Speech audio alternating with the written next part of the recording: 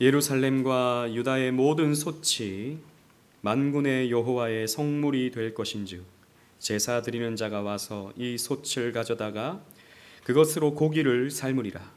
그날에는 만군의 여호와의 전에 가난한 사람이 다시 있지 아니하리라.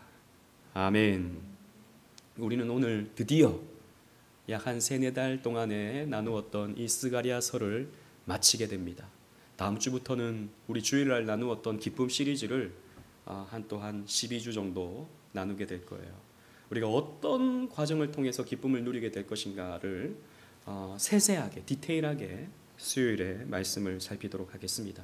오늘은 이제 스가랴서의 마지막입니다. 마지막만 잘 들으면요 전체를 잘 들은 거예요. 오늘 오신 분들은 참 복된 분들입니다. 우리 주영이는 복된 청년이야. 감사합니다. 이 스가랴 14장은 지난주에도 말씀을 드린 것처럼 스가랴서의 전체 결론이죠. 지난주에 나누었던 말씀의 내용을 잠깐 요약하자면요, 예루살렘은 마지막에 전쟁을 겪습니다. 시련을 겪는 것이죠. 약탈을 당하고 유린을 당하고 포로로 끌려가게 됩니다. 그러나 하나님은 남은 자를 항상 남겨두시죠. 그런 어려움을 당함에도 불구하고 끝까지 믿음 지키는 사람들이, 하나님의 백성들이 렘넌트로, 남은 자로 남아 있는 것입니다. 그런데 하나님은 이들을 구하시기 위해서 용사로 임재해 주십니다. 감람산에 임재해 주시는 하나님께서는 그 감람산을 쪼개어 버리셔서 골짜기를 만들어 버립니다. 그리고 골짜기 사이로 이 남은 자들을 피신시켜 주시죠. 그리고 이 전쟁에 참여하셔서 이방 나라들을 무찌르십니다. 교회를 공격하고 교회를 핍박하고 교회를 조롱하는 자들을 하나님께서 물리쳐 주시는 것이죠. 그리고 말세에 하나님은 빛을 새롭게 하여 주셔서 이전에 보지 못하던 빛으로 하나님의 백성들을 인도해 주십니다. 지금 우리가 보는 해와 같지 않은, 지금 우리가 보는 달과 별과 같지 않은 새로운 빛으로 하나님이 빛이 되어 주셔서 우리를 인도해 주시죠. 그리고 예루살렘에서 샘이 터져 나오게 해주셔서 마치 예루살렘을 에덴 동산과 같이 만들어 주심으로 말미암아 에덴의 기쁨을 회복시켜 주신다라고 하는 약속의 말씀을 우리 지난주에 살펴보았습니다. 그렇습니다. 하나님은 하나님의 백성 예루살렘을 결코 그냥 내버려 두시지 않으십니다. 하나님은 하나님의 백성 저와 여러분들을 결코 망하도록 내버려 두시지 않으십니다. 어려움은 찾아옵니다. 시련은 찾아와요. 눈물 골짜기는 우리에게 찾아옵니다. 그러나 결코 그런 것들이 여러분들을 망하게 할 수 없다라는 것입니다. 왜냐? 하나님이 여러분들을 지키시기 때문입니다. 하나님이 여러분들을 회복시켜 주시기 때문입니다. 항상 하나님은 그렇게 역사하십니다. 오늘 본문의 말씀도 그런 맥락의 말씀입니다. 이 말씀을 통해서 오늘도 우리가 위로를 받았으면 좋겠어요. 이 험한 세상에서 이런저런 일로 상처받고 이런저런 일로 힘겨워하고 있는 우리들의 삶이 회복되었으면 좋겠습니다. 소망을 가지고서 말이죠. 그래서 소망을 품는 시간이 되기를 바랍니다. 오늘 본문 10절, 11절 말씀 함께 읽는데요. 제가 10절을 읽고 11절을 함께 읽겠습니다. 온 땅이 아라바같이 되되 게바에서 예루살렘 남쪽 림몬까지 이를 것이며 예루살렘이 높이 들려 그 본처에 있으리니 베냐민 문에서부터 천문자리와 성모퉁이 문까지 또 하나넬 망대에서부터 왕의 포도주 짜는 곳까지라. 시작. 사람이 그 가운데 살며 다시는 저주가 있지 아니하리니 예루살렘이 평안히 서리로다. 아멘. 예루살렘에 영광이 임하게 되는데 예루살렘에 평안이 찾아오게 됩니다. 그 영광 가운데 평안이 찾아온다라는 것이죠. 온 땅이 이때 당시에 아라바와 같이 된다라고 했습니다. 성경에 보면 아라바라고 하는 표현이 곳곳에서 나타나고 있는데요. 아라바는 뭐냐? 저 갈릴리 호수 있지 않습니까? 예수님이 주요 사역하시던 이스라엘 북쪽에 있는 갈릴리 호수부터 쭉 요단강이 내려오죠. 요단강으로 내려옵니다. 그리고 사해로 물이 들어가게 되죠. 그리고 그 골짜기는요, 계속 이어져서 홍해까지 이어집니다. 이렇게 낮은 지대, 물이 흘러가도록 낮은 지대, 그러니까 요단강 옆에 이렇게 낮은 이런 풀숲 같은 이런 곳을 아라바라고 불렀던 것입니다. 그래서 이 아라바는요, 평평하여 대개 평지, 낮은 곳, 낮은 땅, 이런 의미를 담고 있는 그런 이름이 되는 것이죠.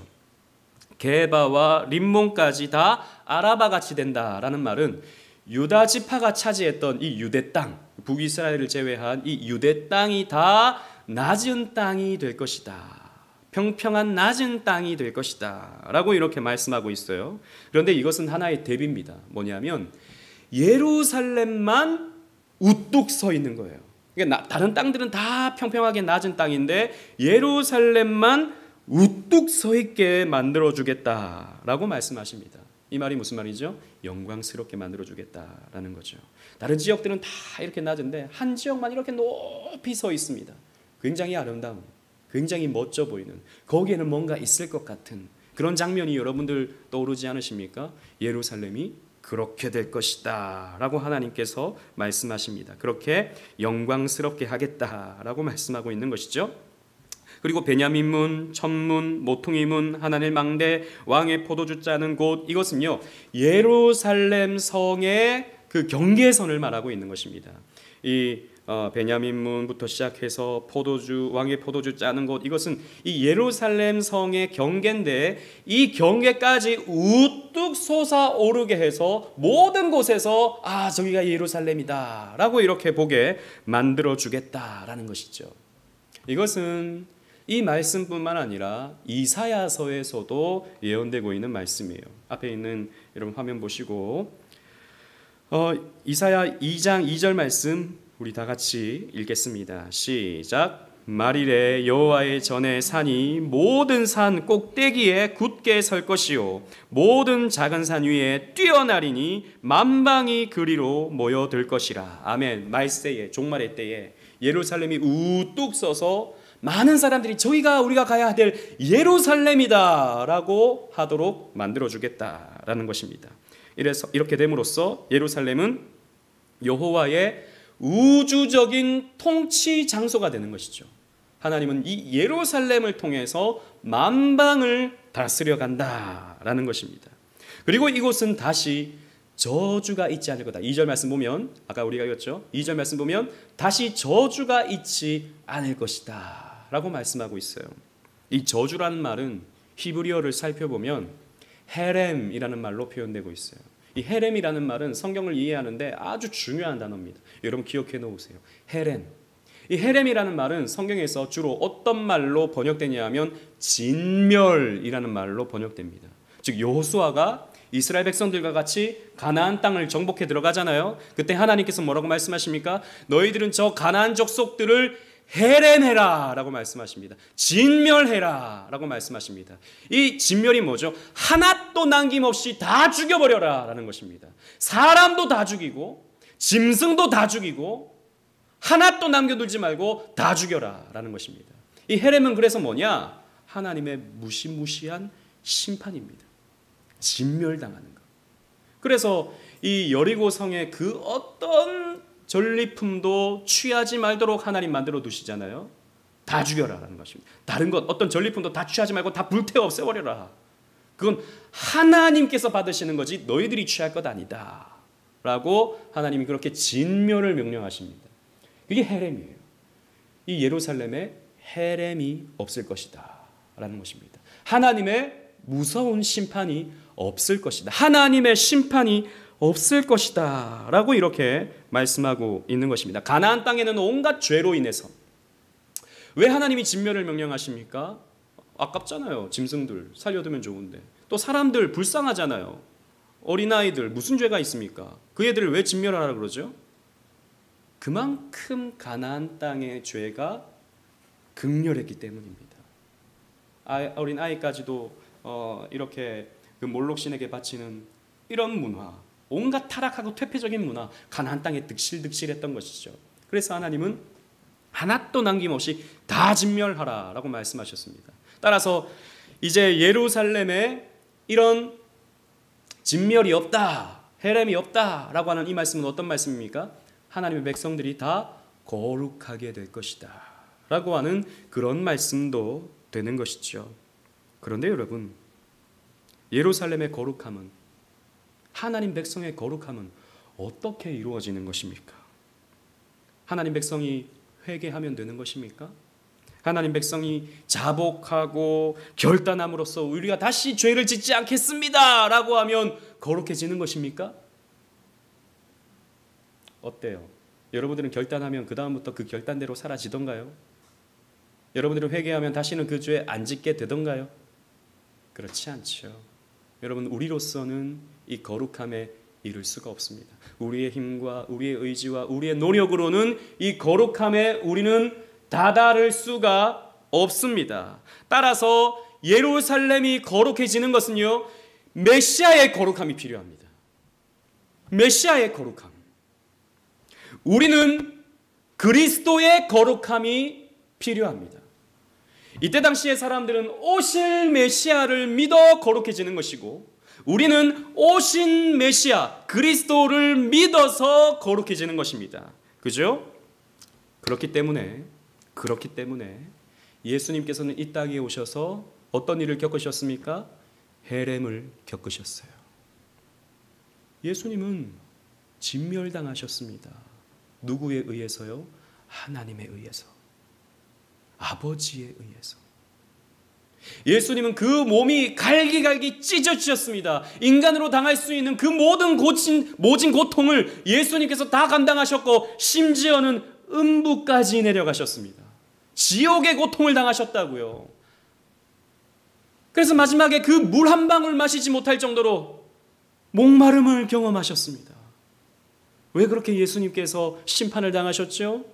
왜 그렇게 예수님께서 헤렘을 당하셨습니까? 우리가 잘 아는 말씀, 갈라디아서 3장 13절 말씀 우리 다 같이 한번 읽도록 하겠습니다. 시작. 그리스도께서 저주를 받은 바 되사 율법의 저주에서 우리를 속량하셨으니 기록된 바 나무에 달린 자마다 저주 아래 있는 자라 하였습니다. 아멘. 다시는 예루살렘에 저주가 없겠고 라고 했는데, 우리에게 더 이상 저주가 없는 까닭은, 우리에게는 더 이상 헤렘이 없는 까닭은 예수님께서 헤림을 대신 감당하심으로써 우리를 속량하셨기 때문입니다. 그죠? 우리가 치러야 될 이 죄값을 예수님께서 대신 가져가 주셨기 때문에 우리는 더 이상 죄 없다라고 하는 인정을 받게 되는 거예요. 죄가 있어요. 우리는 여전히 죄를 가지고 있습니다. 그러나 하나님 편에서 죄 없다라고 인정해 주시죠. 또 우리가 그때 능동적 순종, 수동적 순종 공부하면서도 배웠지만, 예수님의 그 거룩한 의를 우리에게 또 주시죠. 우리의 죄는 가져가 주시고 예수님의 의는 우리에게 공급해 주십니다. 그래서 우리를 거룩한 백성이라고 불러주시는 겁니다. 저와 여러분들은 거룩하지 않아요. 결론에 또 말씀드리겠지만, 뭐가 거룩합니까? 거룩한 척은 잘하지. 교회만 나오면 거룩한 겁니까? 예배만 드리면 거룩한 겁니까? 아니잖아요. 우리는 삶 속에서 이런 거룩함을 훼손해버리고 더러움과 거짓과 음란함 속에 우리는 빠져 살아간다고요. 그러나 하나님은 우리를 향해서 거룩한 백성이다, 나는 나를 다시는 헤렘하지 않겠다라고 말씀하시는 겁니다. 그래서 우리에게는 이런 저주가 없는 것입니다. 그래서 평안이 우리에게 올 수 있는 거예요. 2절 말씀처럼 예루살렘이 평안할 것이다. 여러분, 우리가 평안할 수 있는 까닭은 여러분들의 실수 때문에 여러분들은 저주받지 않는 겁니다. 여러분들의 연약함 때문에 여러분들은 심판받지 않는 거예요. 거기에서 오는 평안. 나는 그 어떤 상황 속에서도 저주는 오지 않아. 그 어떤 상황 속에서도 심판이 찾아오지 않아. 내 실수, 내 연약함은 여러분 회개하면 되는 겁니다. 정말 가슴 아프게 우리가 회개하면 되는 거예요. 그렇다고 하나님이 여러분들에게 벌을 내리시는, 그 저주적인 벌을 내리시지 아니한다라는 것이죠. 그런 차원에서 우리는 평안할 수 있게 되는 것입니다. 이것이 완성되는 곳이 바로 새하늘과 새 땅이죠. 계시록 22장 3절 말씀 제가 읽겠습니다. 다시 저주가 없으며, 똑같은 표현이죠. 오늘 이 스가랴서의 표현이 똑같이 반복되고 있습니다. 다시 저주가 없으며 새하늘과 새 땅이 그렇게 완성되는 것입니다. 하나님과 그 어린 양의 보좌가 그 가운데 있으리니 그의 종들이 그를 섬긴다. 우리는 예수님을 섬기면서 다시 저주가 없는 그런 영광을 누리게 되는 거예요. 지금도 누리고 있고 앞으로 그것을 완성되는 그것을 보게 될 것입니다. 그리고 반면에 이방인들은 어떻게 됩니까? 무시무시한 표현이 기록되고 있습니다. 본문으로 돌아가셔서 12절 13절 읽어가는데요, 제가 12절을 읽고 13절을 함께 읽겠습니다. 예루살렘을 친 모든 백성에게 여호와께서 내리실 재앙은, 즉 이방 나라에게 내리실 재앙은 이러하니 곧 섰을 때에 그들의 살은 썩으며 그들의 눈동자가 눈구멍 속에서 썩으며 그들의 혀가 그 입속에서 썩을 것이요. 시작. 그날에 여호와께서 그들을 크게 요란하게 하시리니 피차 손으로 붙잡으며 피차 손을 들어 칠 것이며. 이렇게 교회를 핍박하던, 교회를 공격하던, 교회를 조롱하던 자들은 어떻게 됩니까? 재앙을 받게 되는데 그 재앙이 몸이 썩는 거예요. 그들의 살이 썩습니다. 그들의 눈동자가 썩어버립니다. 그들의 혀가 썩어버려요. 썩어버립니다. 여러분, 지옥의 특징 가운데 하나는 썩어버림입니다. 썩어버림. 그것을 하나님께서 우리에게 가르쳐 주시고자 죽음이라는 것이 우리에게 인생에게 찾아올 때 인생은 썩는 거예요. 무엇을 가르쳐 준다? 죽음이 우리에게 가져다 준 저주가 무엇인가? 썩음이다 라고 하는 것을 보여주는 거예요. 그래서 지옥은 계속 썩는 겁니다. 지옥에서는 계속 썩어가는 거예요. 그리고 어떻게 됩니까? 그날에 여호와께서 그들을 크게 요란하게 하신다. 그래서 이 장면은요, 여러분 자 보세요. 피차, 그러니까 이 이방인들이 서로 붙잡고 서로의 손을 들어서 칼을 들어서 서로를 막 해야 합니다. 이 장면 어디서 본 것 같지 않아요? 성경 많이 읽어보신 분들은 뭔가 떠오르긴 하는데 그게 뭐다라고는 말은 못하겠지만 그죠? 떠오르시는 게 있죠? 바로 기드온과 300용사들이 미디안의 10수만 군사와 싸울 때 이런 일이 일어나지 않았습니까? 그죠? 미디안 군사들이 그 기드온이 횃불을 숨겨놓고 그리고 그것을 깨버리면서 여호와를 위하여, 기드온을 위하여 라고 소리를 지르니까 서로 자중질환이 일어나 버리죠. 서로가 서로를 죽여버리죠. 14만 군사들이 다 한날에 그냥 전멸당해 버려버립니다. 하나님께서 마지막 날에 종말의 시대에 이런 결과를 보여주신다라고 말씀해 주고 있는 것입니다. 여러분, 이 이방 나라는 우리가 어떻게 해석해야 됩니까? 우리는 어떻게 적용할 수 있습니까? 불신 세상입니다. 불신 세상은 이렇게 멸망당합니다. 아무리 이런 문명의 아름다운 이 길을 만들어 놓고 또 저렇게 높은 빌딩과 저렇게 찬란한 문화와 저렇게 좋은 차들과 좋은 것들을 만들어 놓지만 저들의 결국은 썩음이에요. 하나도 가져가지 못합니다. 자기가 쌓아놓은 것 하나도 가져가지 못합니다. 썩어버려요. 그리고 어떻게 됩니까? 서로가 서로를 죽이다가 서로 죽습니다. 서로 머리를 밟고 서로 높은 곳에 올라가려고 싸우다가 결국에는 서로 죽습니다. 여러분, 이게 세상입니다. 세상을 흉내내지 마십시오. 세상의 성공을, 세상의 화려함을 여러분 따라가지 마십시오. 우리는 거룩한 백성들입니다. 세상 따라가면 썩는 겁니다. 세상 따라가면 이렇게 서로 죽는 것이죠. 하나님은 이렇게 세상을 향해 무시무시한 심판을 내리십니다. 그리고 14, 15절 말씀도 보십시오. 제가 읽겠습니다. 유다도 예루살렘에서 싸우리니 이때에 사방에 있는 이방 나라들의 보화 곧 금, 은과 의복이 심히 많이 모여질 것이요 또 말과 노새와 낙타와 나귀와 그 진에 있는 모든 가축에게 미칠 재앙도 그 재앙과 같으리라 라고 했습니다. 즉 이방 나라들이 빼앗기는 거예요. 누구에게? 유대 백성들에게 빼앗기는 겁니다. 유다도 예루살렘에서 이 이방 나라들과 싸우는데 이 이방 나라들의 보화, 금, 은, 의복 이것을 다 약탈하는 거예요. 여러분, 우리 지난주에 말씀을 살폈지만 이 14장 1절에 어떤 일이 일어난다 그랬습니까? 14장 1절 다시 한번 보십시오. 전쟁이 일어나게 되는데 이방 나라와 예루살렘이 전쟁이 일어나는데 예루살렘이 빼앗겨요. 약탈을 당합니다. 그죠? 그런데 마지막에는 어떻게 됩니까? 상황이 역전됩니다. 상황이 역전돼요. 우리는 처음에 이 세상에 밟혀 죽는 것 같아요. 빼앗기는 것 같아요. 놀림 당하는 것 같아요. 저 예수쟁이들 때문에 코로나가 그렇게 창궐한 거야. 이런 조롱을 당합니다. 마지막 날에 어떻게 됩니까? 역전당합니다. 고소하지 않아요? 좀 사이다 같이 느껴지지 않습니까? 안 당해봐서 잘 몰라요. 세상 사람들에게 우리 얼마나 많은 그 조롱을 당합니까? 예수 믿는 사람들이. 여러분들이 그리스도인임을 나타내면 나타낼수록 여러분들은 조롱당해요. 그러나 마지막 날에는 그거 역전된다라는 것입니다. 여러분들이 오히려 빼앗는 거예요. 여러분들이 그들의 것을 취하는 겁니다.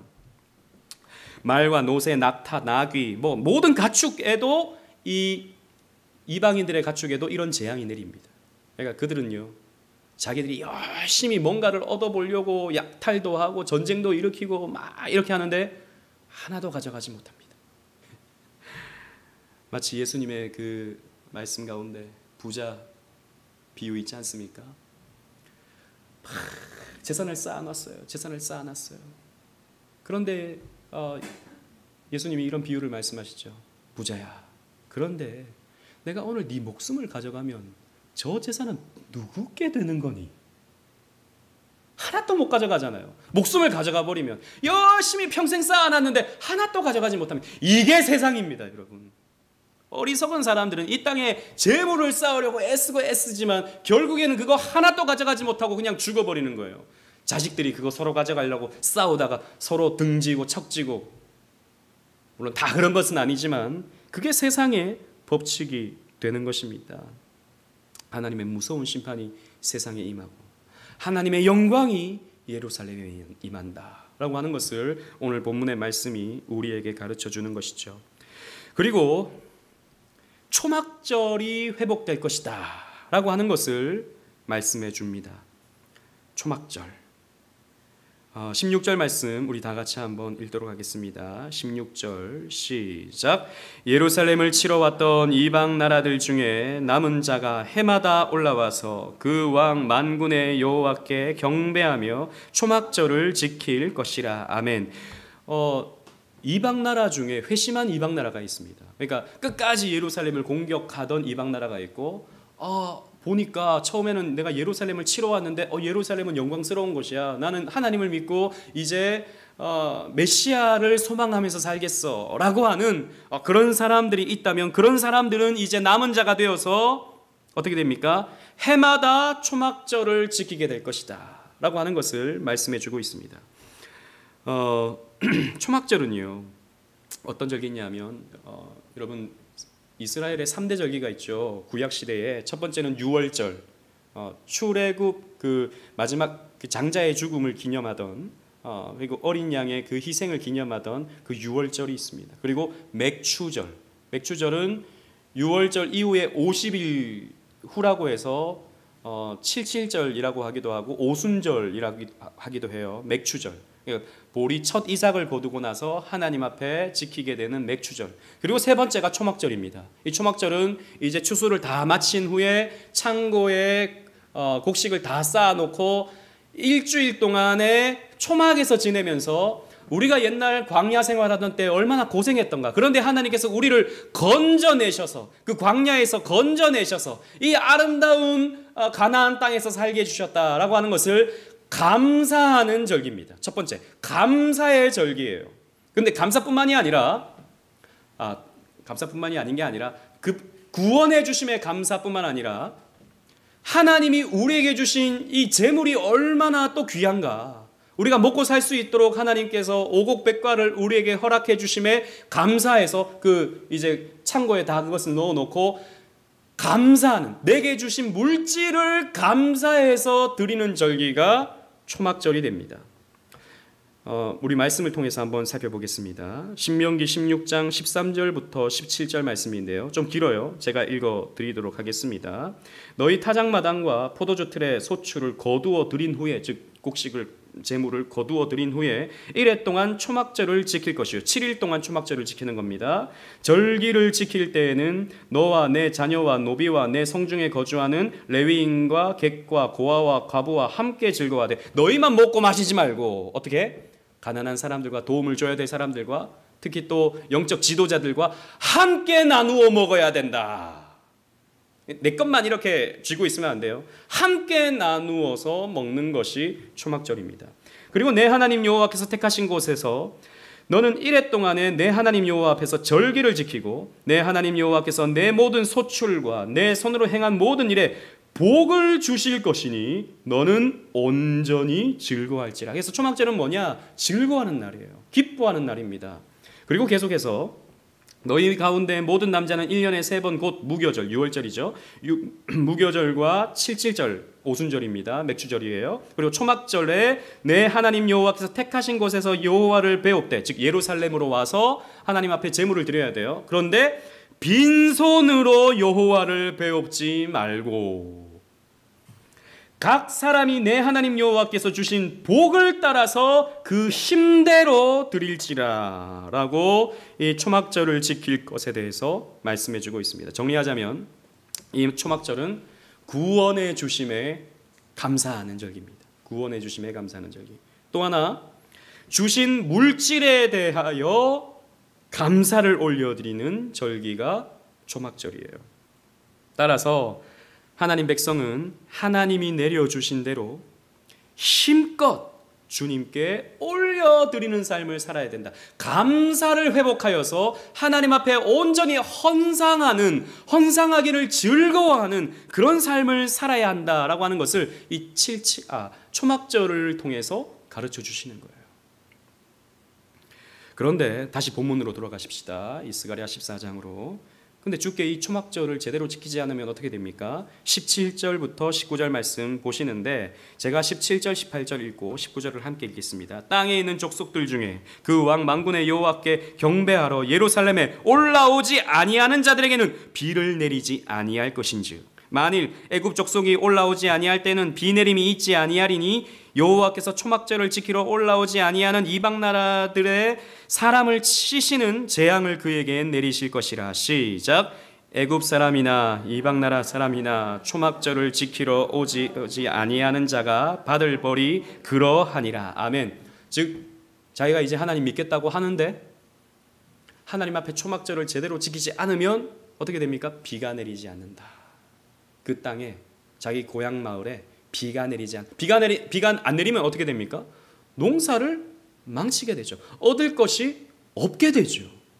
하나님께 안 드리면 하나님께 받을 것이 없게 된다라는 거예요. 그게 애굽 사람이라도 마찬가지고 그 어떤 사람이라도 하나님 앞에 초막절을 지키지 아니하면 이런 재앙을 받게 될 것이다라고 말씀하고 있어요.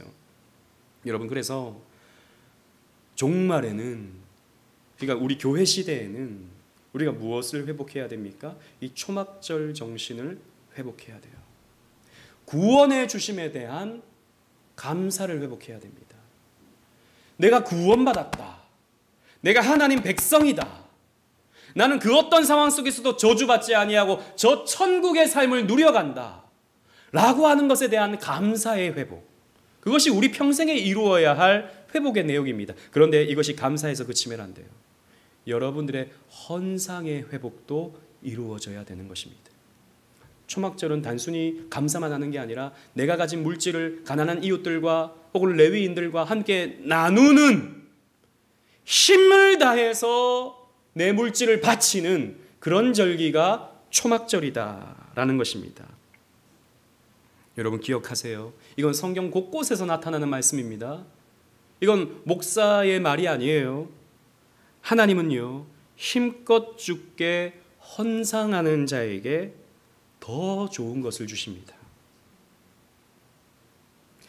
자기의 것을 자기의 것이라고 여기지 아니하고 하나님 앞에 즐겨 드리는 자를 주님께서 귀하게 보시고 기뻐하십니다. 성경의 가르침입니다.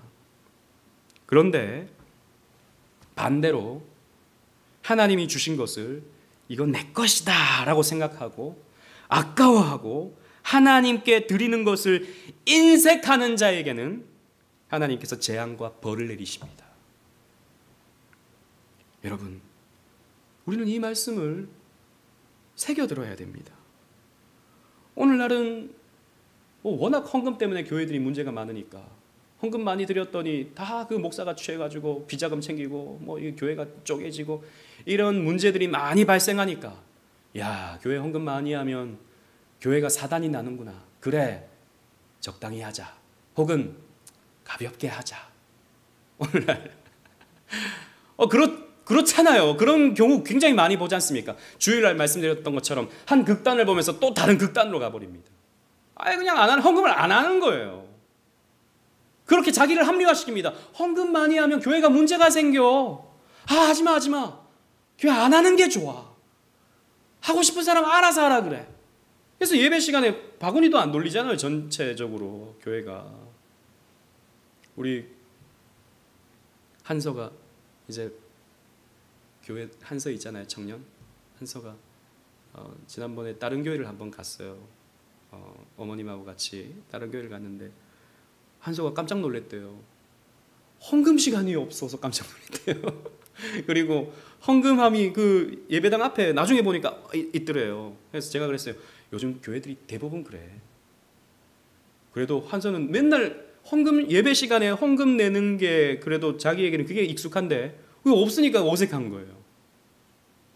왜 그렇게 돼가고 있죠? 물론 여러분, 헌금은 자발적으로 드리는 거죠. 자발적으로 내가 할 수 있는 만큼 드리는 겁니다. 그러나 점점 오늘날의 분위기는 헌금은 과하게 하는 거 아니야 라고 하면서 내가 쓸 거 다 쓰고 남는 거 일부, 표현이 좀 그렇습니다만 찌끄레기, 이런 것들을 하나님께 바치는 사람들이 점점 많아지고 있어요. 최근에 목사님도, 제가 아는 목사님도 그런 이야기를 들었어요. 20명이 모이는 교회입니다. 20명이 모이는 교회인데 재정적 자립이 안 되는 거예요. 그래서 다른 교회랑 이제 합병을 할 기회가 생긴 거예요. 한 100명 정도 모이는 교회랑. 목사님이 생활이 안 되니까 합병을 해야 될 기회가 생긴 거예요. 그런데 이 20명 모이는 교회 성도님들이 합병을 반대하는 거예요. 목사님은 하고 싶은데, 그러니까 돈 때문이 아니라도 그 20명 목회하는 게 정말 힘들거든요, 여러분. 100명 목회하는 것보다 20명 목회하는 게 더 힘듭니다. 당연하죠. 꼭 물질 문제가 아니라 합병을 하고 싶은데 성도님들이 반대하는 거예요. 우리는 그냥 20명 이렇게 있는 게 좋다. 다른 교회랑 합치는 건 나 원치 않는다 이러는 거예요. 그러면요, 그 20명이 그 목사님의 생활을 책임져야 됩니다. 그 20명이. 근데 그건 책임지기 싫어. 자립은 안 돼. 목사님 합병은 하지 말자. 물론 이건 제 생각이고 그냥 하나의 단편적인 얘기예요. 누가 옳다 그르다라는 말씀드리는 게 아닙니다. 교회가 교회로 설립되기 위해서는 우리 교회법에 의하면, 헌법에 의하면 세례교인 15명이 있으면 교회가 설립돼요. 세례교인 15명이 왜 있냐면 세례교인 15명이 11조를 하면 목사 한 사람의 생활비를 책임져 줄 수 있다라고 하는 원리입니다. 이게 성경의 원리예요. 레위인과 함께 나누는 거잖아요. 그런데 이게 안 되는 거예요. 20명이 모여도 안 되는 거예요. 왜요? 째째하기 때문입니다.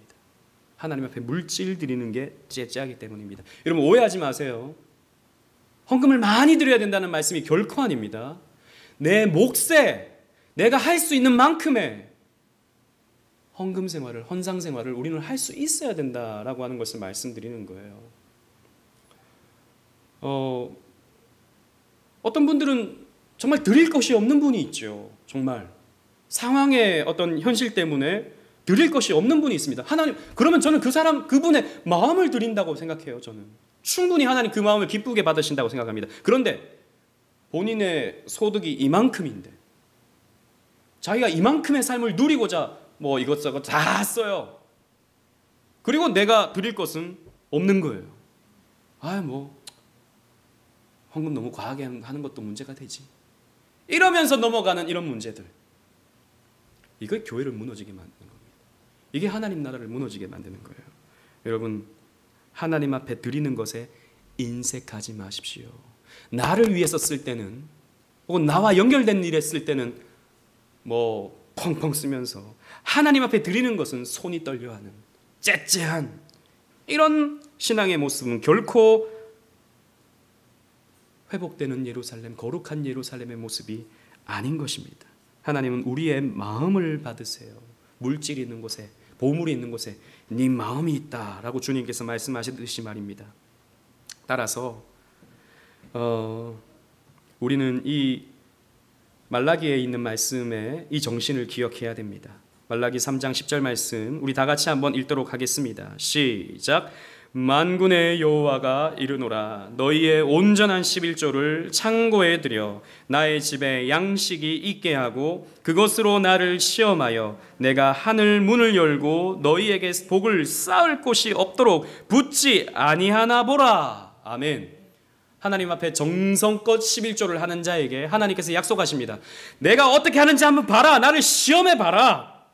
그 너희들이 헌상의 삶을 살아가게 되면 하늘 문을 열고 너희에게 복을 쌓을 것이 없도록 부어주겠다. 여러분 이 말씀을 또 막 오해해가지고 그럼 11조 하는 게 내가 복 받는 비결이구나. 11조 하는 게 2배, 3배로 뻥튀기 되는 비결이구나. 그래가지고 11조 하면 또 얼마나 주실까 막 이렇게.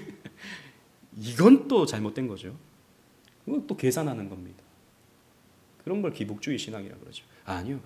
하나님이 우리에게 필요한 만큼 그 이상으로 채워주신다라고 하는 말씀이 되는 것입니다. 따라서 여러분 헌금은요 쓰고 남은 것을 드리는 게 아닙니다.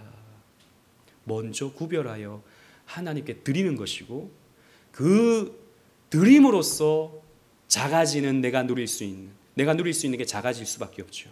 그러나 기꺼이 그것을 감당해내는 것이 진정한 초막절 정신입니다. 그게 진정한 우리 헌상의 자세가 되어야 되는 것이죠. 루터는 우리의 회개는 지갑의 회개로부터 이루어진다라고 했습니다. 진짜 회개하는 사람은 지갑이 회개한다라는 거죠. 또 이 말은 웨슬리도 똑같이 했습니다. 지갑이 회개하는 것이 곧 우리의 심령의 회개다라고 말했습니다. 하나님이 날 위해 주신 것, 구원, 그리고 내게 주신 이 물질, 우리는 그 주신 복에 따라서 힘대로 우리는 하나님 앞에 즐거이 드릴 수 있어야 되는 겁니다. 힘대로입니다. 힘에 진하게 드리라고 말씀하지 않았어요. 주신 만큼, 내가 너희들에게 준 만큼 그 힘대로 너희는 나에게 바쳐라 라고 하나님 말씀하시는 거예요. 그래서 감사의 회복이 이루어지는 거예요. 두 번째로는 거룩의 회복이 이루어집니다. 20절, 21절 말씀입니다. 제가 20절을 읽고 21절을 함께 읽겠습니다. 그날에는 말 방울에까지 여호와께 성결이라 기록될 것이라. 여호와의 전에 있는 모든 솥이 제단 앞 주발과 다름이 없을 것이니. 시작. 예루살렘과 유다의 모든 솥이 만군의 여호와의 성물이 될 것인즉 제사 드리는 자가 와서 이 솥을 가져다가 그것으로 고기를 삶으리라. 그날에는 만군의 여호와의 전에 가난 사람이 다시 있지 아니하리라. 아멘. 마지막 날에, 이 종말에, 즉 교회 시대에 말방울까지도 여호와께 성결이라고 기록될 것이다 라고 말씀하고 있어요. 근데 여러분 이 여호와께 성결이라는 이 말은, 이 글귀는 아주 중요한 글귀입니다. 뭐냐면 대제사장이 쓰는 그 모자에, 그 이마에 보면 여호와께 성결이라고 써 놓도록 하는 거거든요. 여러분 대제사장은 어떤 사람입니까? 구별된 사람입니다. 거룩한 사람이죠. 하나님과 이스라엘 백성들 사이의 중보자로서 특별히 세움을 받은 직분자예요. 대제사장은 그 이마에 여호와께 성별이라고 기록된다라는 것입니다. 그런데 이 문구가 하찮은 짐승의 말방울에까지도 기록된다라는 거죠. 이 말이 무슨 말입니까? 마지막 종말의 때에 예루살렘의 모든 소유가 거룩한 성물이 된다라고 하는 그런 의미가 되는 거예요. 즉 먹든지 마시든지 무엇을 하든지 다 하나님께 영광의 도구가 된다라는 것이죠. 이제 계약을 했는데 우리 세이는 다음 주부터 학교를 또 가야 되잖아요. 꽃을 이렇게 이쁘게 만들어서 사람들에게 좀 기쁨을 주고 어떤 회복을 주고 힐링을 주는 이런 일을 감당해야 되는데 그게 여호와께 성결의 사역이다라는 거죠. 우리 주영이는 탁구를 열심히 치는 건데 탁월한 기술로 지난번 보니까 제가 깜짝 놀랐어요. 주영이가 한번 탁 치니까 공이 막 뱀처럼 오더라고요. 진짜 여러분 거짓말이 아니고 뱀인 줄 하얀 뱀이 막 이렇게 오더라고요. 그래서 야 너무하다 나한테 이런 공을 치다니.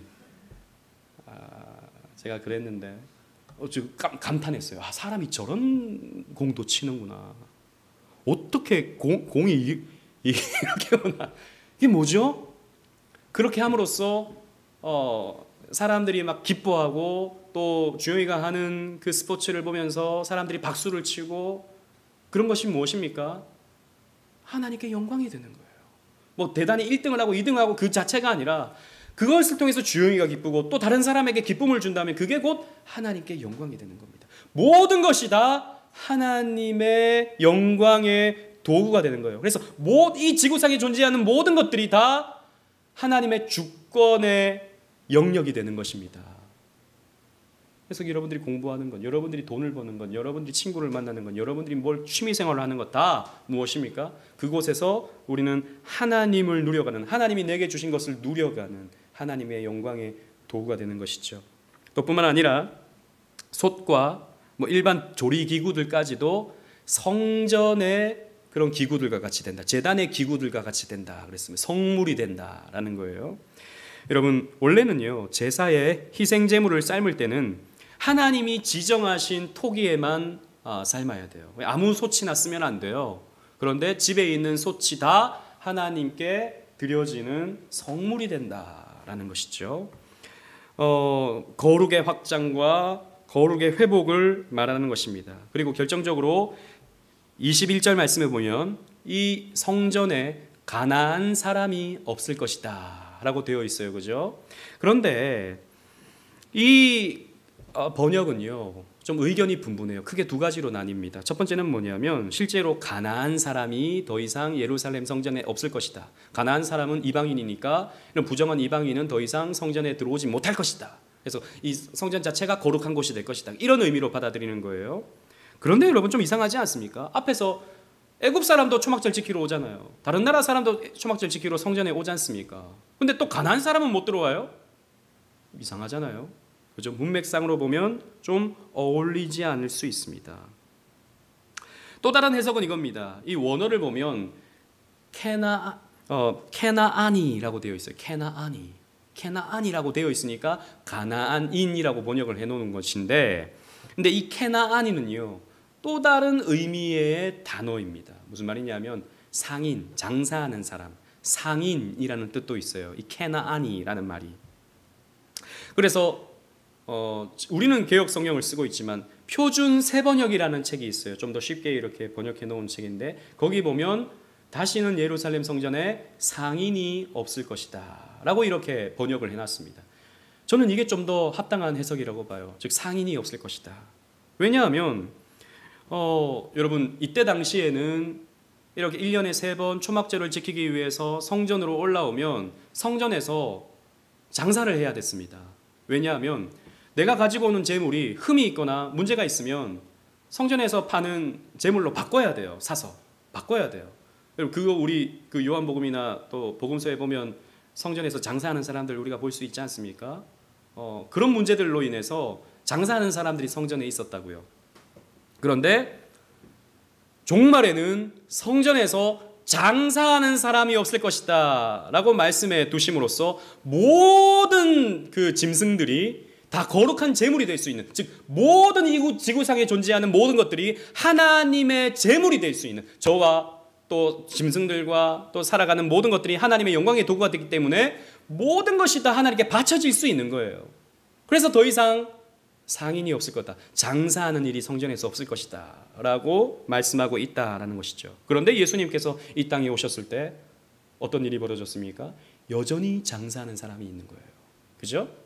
예수님이 오셨는데, 성전에 오셨는데 그곳에는 비둘기 파는 자들, 뭐 파는 자들, 돈 바꾸는 자들, 장사하는 사람들이 꽉 들어차 있는 겁니다. 그러니까 예수님께서 어떻게 하십니까? 요한복음 2장 16절 말씀 우리 다 같이 읽겠습니다. 시작. 비둘기 파는 사람에게 이르시되 이것을 여기서 가져가라. 내 아버지의 집으로 장사하는 집을 만들지 말라 하시니. 아멘. 즉 예수님의 초림으로 시작된 하나님 나라, 예수님의 초림으로 시작된 이 종말 말세에 장사하는 사람이 여전히 남아있는 것을 예수님은 허락지 아니하는 겁니다. 그래서 이들을 어떻게 하십니까? 쫓아내는 거예요. 그래서 교회는 장사하는 곳이 되면 안 됩니다.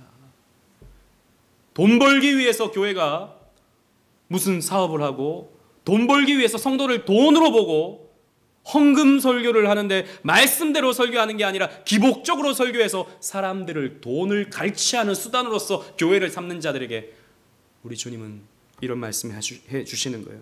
내 아버지의 집을 장사하는 곳으로 만들지 말라.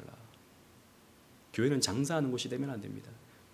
직분을 줄 때에도 무슨 돈을 받고 직분을 주는 이상한 장사의 모습이 교회 안에 있으면 안 되는 것이죠. 예수님이 오셔서 이 장사하는 자들을 내쫓으셨습니다. 그런 면에서 예수님의 이 성전 정화 사건은 이 스가랴서의 성취라고도 할 수 있죠. 말씀을 맺겠습니다. 스가랴서의 마지막 말씀은 거룩의 회복을 담고 있습니다. 처음 말씀도 그렇고 마지막 말씀도 그래요. 거룩함이 회복될 것이다. 예루살렘은 거룩해질 것이다. 예루살렘은 거룩한 성이 될 것이다 라고 하는 것을 말씀해 주고 있습니다. 여러분, 이 예루살렘은 교회를 말하죠. 신약적으로 본다면. 그러면 우리는 어떻습니까? 우리는 거룩합니까? 우리 교회는 거룩한 교회인가요? 우리 눈으로 보면요, 턱없이 부족합니다. 저 스스로만 봐도, 목사만 봐도 턱없이 부족해요. 거룩한 목사라고 말하기가 부끄럽습니다. 입이 부끄럽습니다. 그러나 여러분, 저는 저 스스로를 이렇게 판단하고 우리는 우리 스스로를 그렇게 판단하지만 성경은 우리를 어떻게 판단하고 있습니까? 우리 주보에 있는 말씀 다 같이 읽겠습니다. 베드로전서 2장 9절 말씀 시작. 그러나 너희는 택하신 족속이요 왕같은 제사장들이요 거룩한 나라요 그의 소유가 된 백성이니 이는 너희를 어두운 데서 불러내어 그의 기이한 빛에 들어가게 하신 이의 아름다운 덕을 선포하게 하려 하심이라. 아멘. 하나님은 우리를 가리켜서 너희들은 거룩한 나라다 라고 말씀하고 있어요. 하나님 나라를 이루어가는 교회야, 너희들은 거룩한 백성이고 거룩한 나라들이다 라고 말씀하고 있습니다. 왜 그렇습니까? 내가 너희를 거룩하게 했다라는 것이죠. 내가 내 아들을 보내어서 그 핏값으로 너희들의 죄를 씻었고 우리 아들의 그 거룩함을 너희들에게 씌워주었다. 그렇기 때문에 너희들의 됨됨이 때문에 거룩한 것이 아니라 너희는 그리스도 때문에 거룩한 백성들이다 라고 말씀하고 있는 거예요. 여러분, 이 정체성이 저와 여러분들에게 있어야 됩니다. 그래서 우리는 거룩한 나라요 거룩한 백성이 되는 것입니다. 우리는 거룩한 예루살렘이에요. 이 정체성을 우리가 가지고 있잖아요. 그러면 저와 여러분들은 거룩한 삶을 살아야 됩니다. 그죠? 우리 주영이는 탁구 선수예요. 탁구 선수라고 하는 정체성은 탁구를 열심히 훈련하고 치는 겁니다. 그죠? 우리는 거룩한 백성입니다. 이 정체성을 가지고 있다면 우리의 삶은 거룩해져야 되는 거죠. 거룩해짐으로써 우리가 구원받는 게 아니라 우리는 거룩한 백성이기 때문에 거룩히 살아야 되는 것입니다. 이게 성경의 가르침입니다. 그리고 하나님이 우리를 조금씩 거룩하게 만들어 가실 거예요. 여러분, 이 은혜를 소망하십시오. 지금은 부족한 투성이지만 앞으로 주님께서 나를 말씀을 통해서 조금씩 더 거룩하게 만들어 가실 거다. 하나님, 나를 주님의 거룩한 도구로 삼아 주시옵소서. 그래서 세상을 좀 더 거룩하게 만들어가는, 내 주변 사람들을 거룩하게 영향을 주는 그런 거룩한 주님의 도구가 되게 해 주시옵소서 라고 기도할 수 있는 저와 여러분들이 되셨으면 좋겠습니다. 이 정체성을 가지고 여러분들의 삶을 꾸며가십시오. 그래서 거룩한 백성으로 주께 영광을 올려드리는 영광스러운 예루살렘이 되는, 그래서 마지막에 있는 말씀, 주보에 있는 말씀, 계시록 21장 2절 말씀을 이루는 저와 여러분들이 되셨으면 좋겠습니다. 다 같이 읽고 마치겠습니다. 시작. 또 내가 보매 거룩한 성 새 예루살렘이 하나님께로부터 하늘에서 내려오니 그 준비한 것이 신부가 남편을 위하여 단장한 것 같더라. 아멘. 신부 같은 새 예루살렘, 순결한 새 예루살렘, 다른 남자로 인해서 더럽혀지지 아니한, 즉 우상에 의해서 더럽혀지지 아니한 거룩한 예루살렘, 저와 여러분들이 되시기를 주님 이름으로 축원합니다. 아멘.